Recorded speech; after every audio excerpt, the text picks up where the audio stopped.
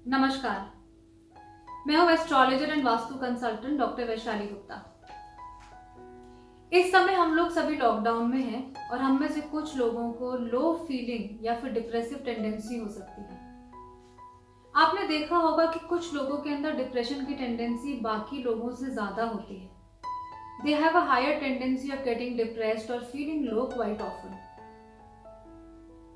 Depression जो है ये लार्जली हमारे हॉरोस्कोप से और हमारे प्लैनेटरी कॉम्बिनेशन से, प्लैनेटरी पोजीशन से गवर्न होता है।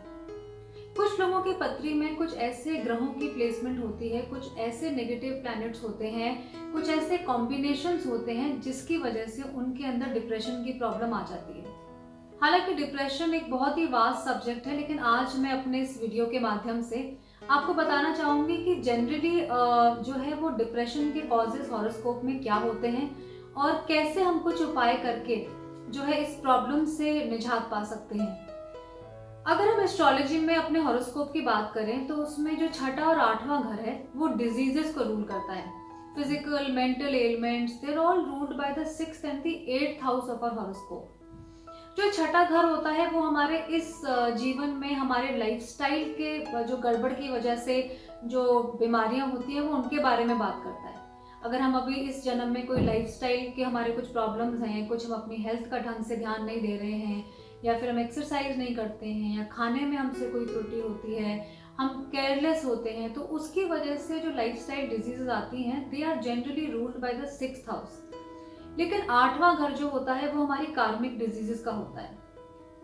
वो जनरली वो बीमारियां होती हैं जो कि किसी कर्म के प्रभाव में आके हमको जो है हमें उन्हें भुगतना पड़ता है। तो जिस प्रकार से छठा और आठवां घर जो है वो आपकी फिजिकल मेंटल हेल्थ को डिनोट करता है, वैसे भी कुछ प्लैनेट्स हैं जो कि हमारी हेल्थ के लिए रिस्पॉन्सिबल है। आज हम अपने इस वीडियो में बात कर रहे हैं डिप्रेशन के बारे में, which is clearly mental health.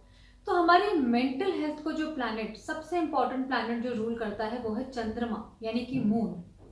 Moon वो प्लैनेट है जो कि हमारे माइंड को रूल करता है। Our mind is governed by moon. And ये तो हम सब लोग जानते हैं कि डिप्रेशन जो है वो माइंड रिलेटेड प्रॉब्लम है। जो चंद्रमा है उसका असर इतना प्रबल होता है कि सागर में भी लहरें उठाने की ताकत चंद्रमा के अंदर होती है। और हम सब जानते हैं कि हमारे शरीर में भी 70% पानी है, जल तत्व है। तो आप सोचिए कि चंद्रमा का असर जो है वो हमारे शरीर के जल तत्व पर कितना पड़ता होगा। तो जिन लोगों की पत्री में उनका चंद्रमा वीक है, उनके जल तत्व पर चंद्रमा का असर जो है वो नेगेटिवली पड़ता है और डिप्रेशन एंड फीलिंग लो, अवसाद, एंजाइटी, ये टेंडेंसीज उनके अंदर आ सकती हैं। अब जब हम कहते हैं कि आपका चंद्रमा आपकी कुंडली में कमजोर है, तो इसको समझते हैं कि चंद्रमा किन कारणों से जो है वो कुंडली में कमजोर हो जाता है। कभी कभी ऐसा होता है कि चंद्रमा की जो डिग्रीज होती है वो बहुत ही लो होती है, बहुत ही लो डिग्री का चंद्रमा होता है, जिसकी वजह से चंद्रमा की पावर बहुत कम होती है। कई बार ऐसा होता है कि चंद्रमा किसी ऐसे घर में बैठ जाता है, ऐसे मैलेफिक हाउस में बैठ जाता है, जैसे 6, 8 और 12 जो घर है एस्ट्रोलॉजी में, उनको मैलेफिक हाउसेस कहा जाता है। कभी कभी चंद्रमा का जो नक्षत्र है वो नेगेटिव होता है। कभी चंद्रमा की युति किसी नेगेटिव प्लैनेट के साथ हो जाती है। कभी ऐसा भी होता है कि चंद्रमा ऐसे प्लेस्ड होता है हॉरोस्कोप में कि वो दो नेगेटिव प्लैनेट्स के बीच में हैम हो जाता है। मान लीजिए कि चंद्रमा के जिस घर में बैठा है उससे एक घर पहले राहु बैठा है और दूसरे घर में जो है वो मंगल बैठा है, तो चंद्रमा जो है वो दो नेगेटिव प्लैनेट्स के बीच में हैम हो जाता है और उस केस में भी जो चंद्रमा का दुष्प्रभाव है वो हमारे जीवन पर पड़ने लगता है। तो चंद्रमा एक जो मेन प्लैनेट है जो डिसाइड करता है कि हमें डिप्रेसिव टेंडेंसीज होंगी, और होंगी तो वो कितने इंटेंसिटी में होंगी ये मून डिसाइड करता है। एक और प्लैनेट जो कि चंद्रमा के साथ साथ डिप्रेशन को लाने में एक बड़ा रोल प्ले करता है वो है सैटर्न, यानी कि शनि। शनि और चंद्रमा के अगर कुछ एडवर्स कॉम्बिनेशंस आपके पत्री में हो जाते हैं तो आपको डिप्रेशन की प्रॉब्लम हो सकती है, ये समस्या आपके अंदर घर कर सकती है। अब इसमें सैटर्न और मून की जो है वो युति भी हो सकती है। किसी घर में चंद्रमा और शनि अगर एक साथ किसी नेगेटिव प्लैनेट में बैठ जाएं और नेगेटिव हाउस में बैठ जाएं तो भी वो डिप्रेशन कॉज कर सकते हैं। यही नहीं, अगर सैटर्न चंद्रमा के नजदीक भी होता है, उसके किसी आसपास के घर में होता है, तो भी शनि का प्रभाव जो है वो चंद्रमा के ऊपर पड़ता है। अगर शनि का नेगेटिव एस्पेक्ट यानी कि उसकी दृष्टि भी अगर चंद्रमा पे पड़ जाए तो भी जो है वो पर्सन के अंदर नेगेटिव टेंडेंसीज, डिप्रेशन की टेंडेंसीज आ सकती हैं। मून बेसिकली हमारा माइंड है, जो भी हमारी ड्रीमिंग टेंडेंसीज होती हैं, जो हम डे ड्रीम करते हैं, वो सब हमारे इमेजिनेशंस मून से रूल होते हैं।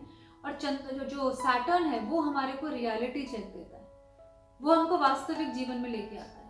और जैसे ही सैटर्न का असर जो है वो मून के ऊपर पड़ता है, एस्पेक्ट पड़ता है, या कंजंक्शन में दोनों प्लैनेट साथ में आते हैं, या दोनों की प्लेसमेंट बहुत नजदीक होती है, सैटर्न जो एक है वो हार्ड हिटिंग रियलिटी देने लगता है and we come out of our dream world. और उसकी वजह से जो है वो डिप्रेसिव टेंडेंसीज कॉज होने लगती हैं। तो आज मैंने आपको बताया कि जो दो मेन प्लैनेट्स हैं जो कि डिप्रेशन हमारी लाइफ में लेके आते हैं, वो है moon and Saturn, and especially their combinations.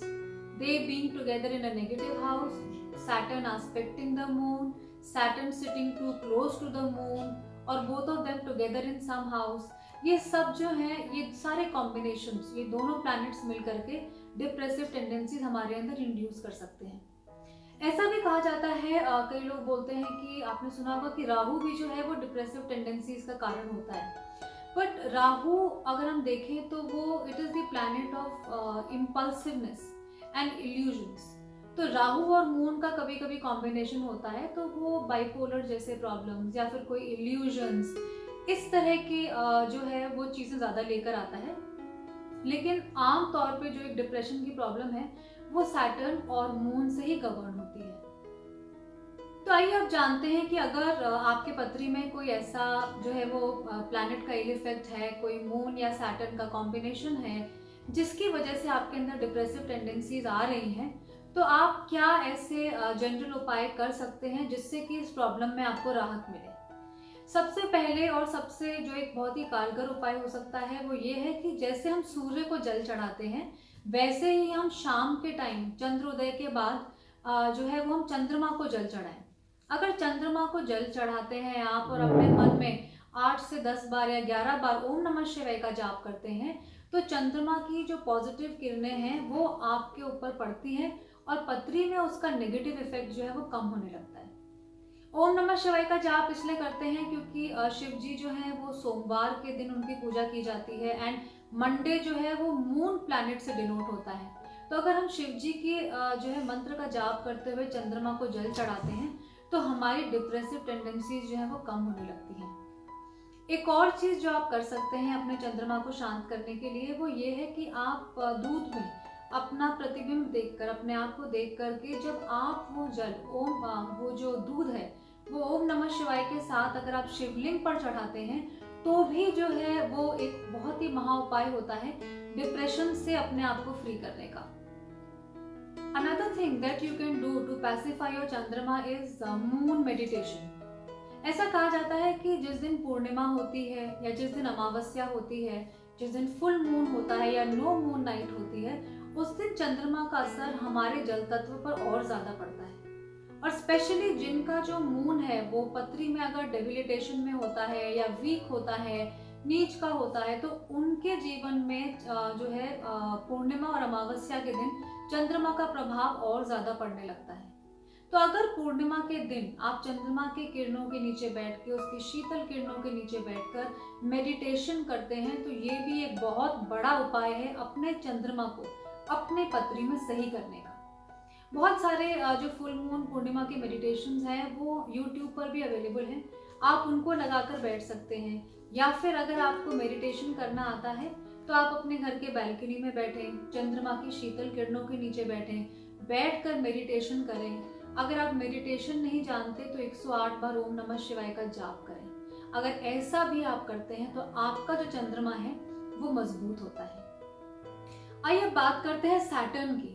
अभी मैंने आपको बताया कि चंद्रमा और शनि दोनों जो प्लैनेट्स हैं वो डिप्रेशन के कारक होते हैं और उनके कुछ एडवर्स कॉम्बिनेशन से डिप्रेशन होता है। हम शनि को भी अगर प्लीज करें तो भी हमारे जीवन में जो है इस प्रॉब्लम को लेकर एक पॉजिटिव इफेक्ट आ सकता है। शनि हम सब लोग जानते हैं कि शनि प्लीज होते हैं अगर आप सेवा करते हैं, अगर आप साधना करते हैं, अगर आप राइचियस लाइफ बिताते हैं, अगर आप जो है वो you be with the truth and you don't have a tendency of lying, अगर आप नॉनवेज कम करते हैं, अगर आप जो है वो सैटरडे के दिन किसी भी तरह से अल्कोहल नहीं लेते हैं, तो इससे भी आपके शनि प्रसन्न होते हैं। तो ये जो उपाय मैंने आपको बताए हैं, ये बहुत ही सिंपल उपाय हैं। इसमें आपको कुछ दान नहीं करना, कुछ नहीं करना, आप घर बैठे बैठे बहुत ही आसानी से उन उपाय को जो है फॉलो कर सकते हैं। और ये आपके जीवन में जो है, जहाँ तक डिप्रेशन की प्रॉब्लम है, इसमें आपको एक बहुत ज़्यादा पॉजिटिव रिजल्ट दे सकते हैं। तो अगर आप कुछ इस तरह की प्रॉब्लम अगर फेस कर रहे हैं, तो आप ये जानें कि ये चंद्रमा और शनि की वजह से हो सकता है। वैसे तो कई कारण हो सकते हैं, नक्षत्रों का भी असर पड़ता है, पर इस वीडियो में मैंने आपको एक जनरल वे में समझाया है कि अमूमन डिप्रेशन के लिए कौन से प्लैनेट्स और कौन से हाउसेस जिम्मेदार हैं।